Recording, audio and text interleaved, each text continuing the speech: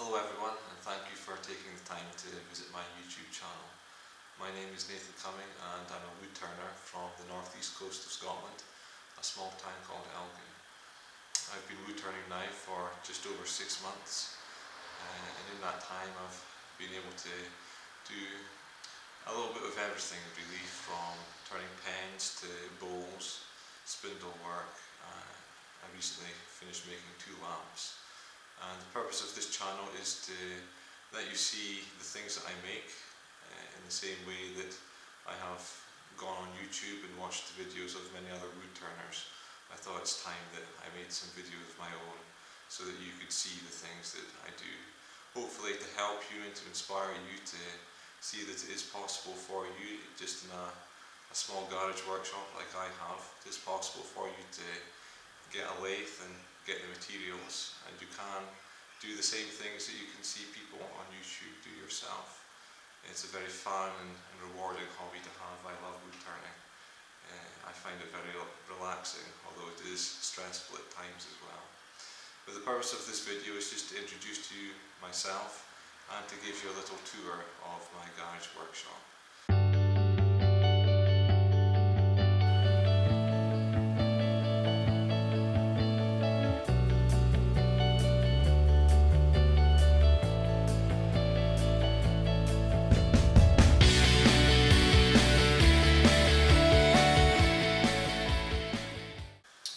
To start with, we have my lathe. It's a Record Power CL3, which has a 3/4 horsepower motor. It's got a 6-inch swing, giving a maximum bowl capacity over the bed of 12 inches, although you can purchase an additional bowl rest that mounts on the front, which allows you to swivel the headstock round to the front, having a bowl rest out here, which gives almost unlimited capacity for bowl turning.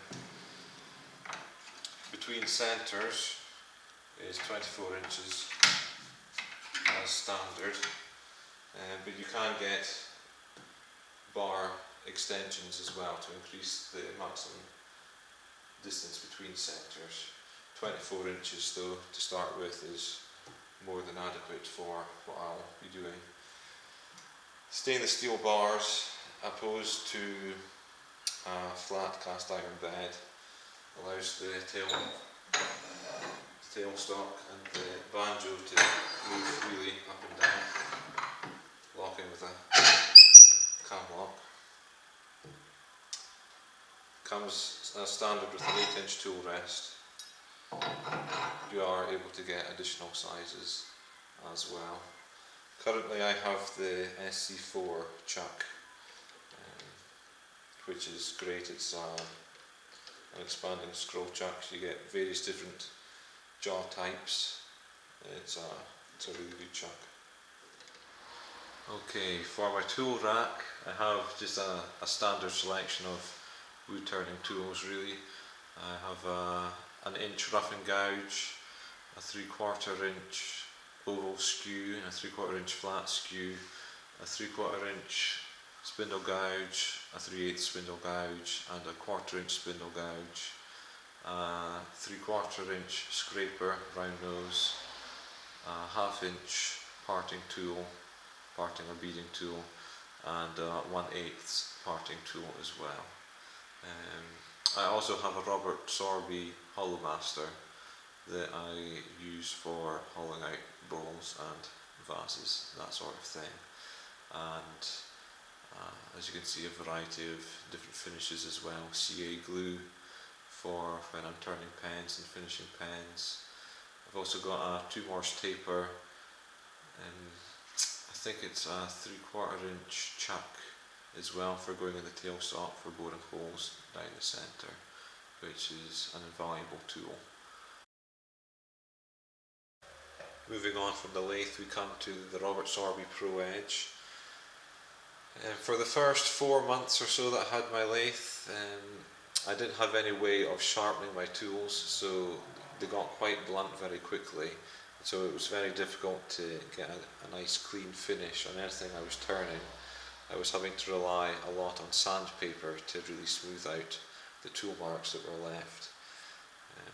and I was very close to buying a whetstone grinder from Record Power. I was on YouTube, I was looking for reviews of the one that I was about to purchase, and that's when I saw the Sorby Pro Edge. Saw someone give it a review, and when I saw how easy it was to set the grinding angle to a specific tool,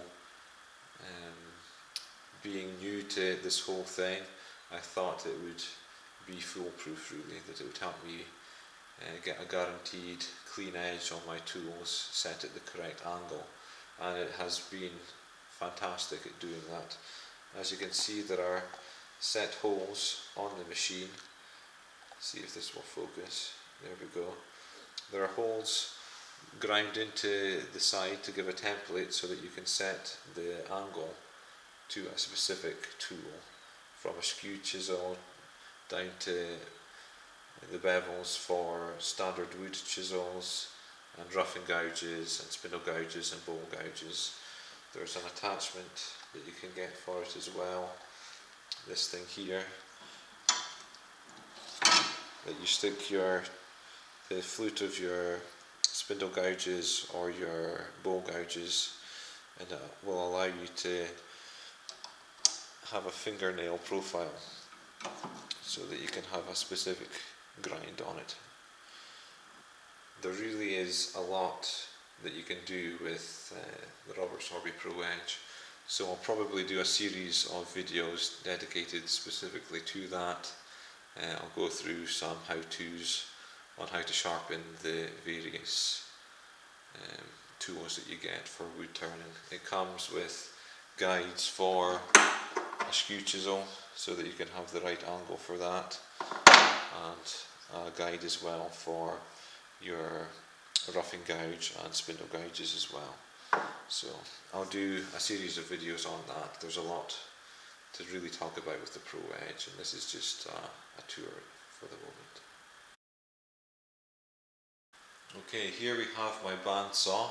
I've only had this a few weeks now. It's taken a long time to convince my wife just how essential a bandsaw is for a wood turner. I've been having to use a handheld jigsaw to prepare my bowl blanks, which has been a nightmare at times. So since I've had this bandsaw, life has been a lot easier in that regard.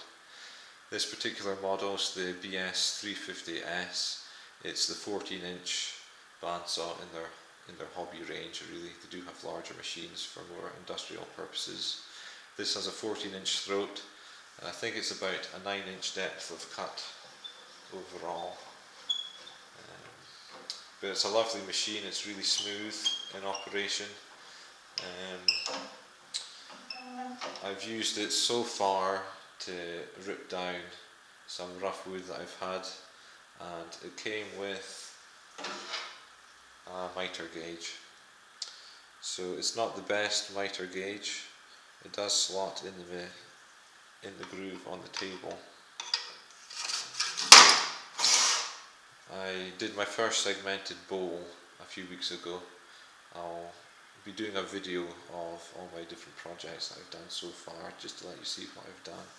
But my first segmented video, I cut the angles for the segments using this, and it wasn't 100% perfect. There was a little discrepancy in the angles that were able to be sanded out easy enough. It's just a shame that it didn't have a more accurate miter gauge to make that easier.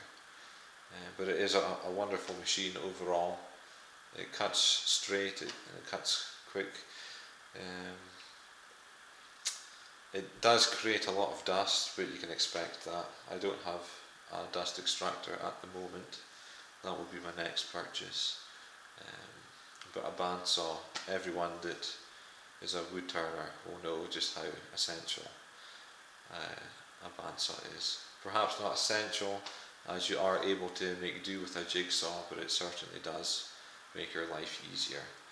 It's much more enjoyable having an already round piece of wood mounted on your lathe rather than a poorly cut thing. It just makes that initial turning of the piece a bit more difficult to true it up on the lathe.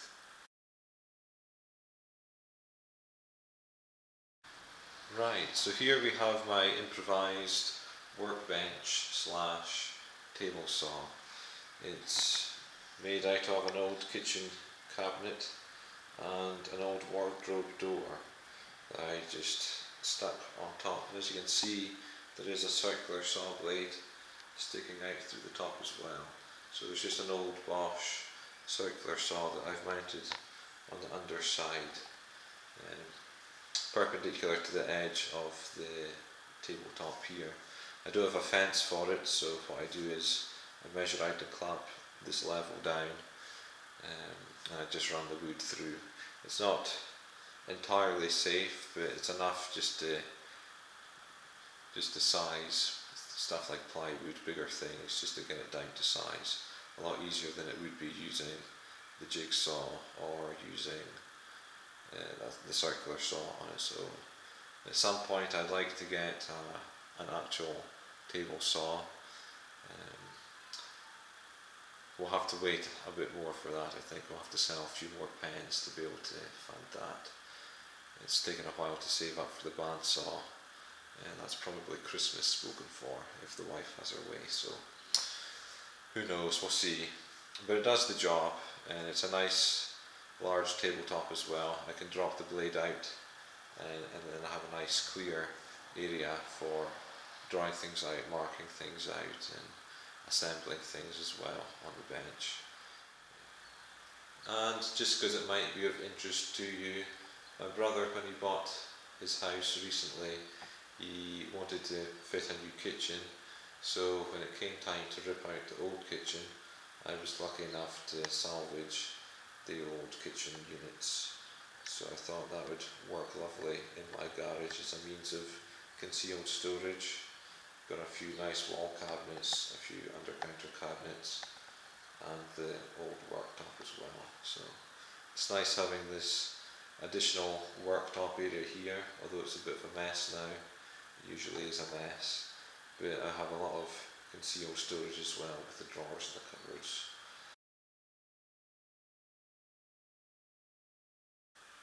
And finally, I have my Record Power AC400 air cleaner. This is a fine air filter to help deal with all the fine dust that you get floating around in the air when you're sanding, and it does a fairly good job at that. It comes with a remote control. It has 3 speeds, a low speed, a medium speed, and a high speed. I usually just have it running on the high speed. Even though it is running on high, the fan is still quite quiet. You'd never hear it over the noise of the lathe anyway, so when I'm sanding, really when I'm doing anything, I'll just have it running and it'll help deal with the dust that you get floating around. It's also handy because it has a timer for turn off, so when you're finished in the workshop at the end, you can set it to stay on for an hour, 2 hours or 4 hours, and after those periods of time, whatever you set, it will turn itself off. So it gives you that peace of mind that even when you're not in the workshop, you know that there is still something dealing with the dust, trying to keep it clean for you. I'll let you see from the filter side as well. It's a 2-stage filter. So the first stage is this felt insert. It collects mainly the larger particles of dust. As you can see, it's quite dirty, it's in need of a clean. And on the inside, a finer filter, a double bag that slots in. That pulls out as well and lets you see into the fan. You can see it's still quite clean on the inside in there as well. So it does a fairly good job at collecting all the dust.